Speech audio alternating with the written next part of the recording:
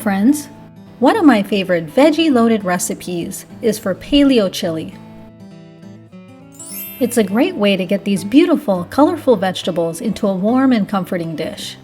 So we start with onions, which are a great source of quercetin, which is an antioxidant. We're also adding 2 cloves of garlic, which have the antimicrobial compound allicin. Next, we're adding some beautiful red bell peppers. Did you know bell peppers are a great source of vitamin C? Now we're chopping up some organic carrots, which are a rich source of immune-boosting beta-carotene. I like to make this recipe in an Instapot, so you start by sautéing all your vegetables with a little light olive oil. Then we're adding in some green bell peppers. Next, we're going to add 2 small zucchinis, which help to bulk it up and add more good fiber for your microbiome.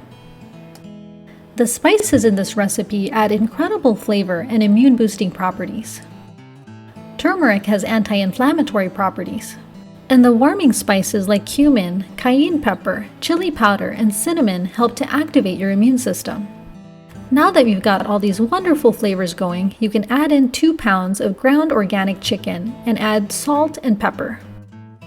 Next, we're adding one of my favorite cruciferous superfoods, kale. Kale is a rich source of sulforaphane, which helps your body make glutathione. It also has DIM, which helps metabolize estrogens. Next, we're adding tomato paste and a can of fire-roasted tomatoes. Tomatoes are an excellent source of the antioxidant lycopene. Stir it all together, then set your Instapot to high pressure for 15 minutes. Once it's done, give it a good stir. It smells incredible.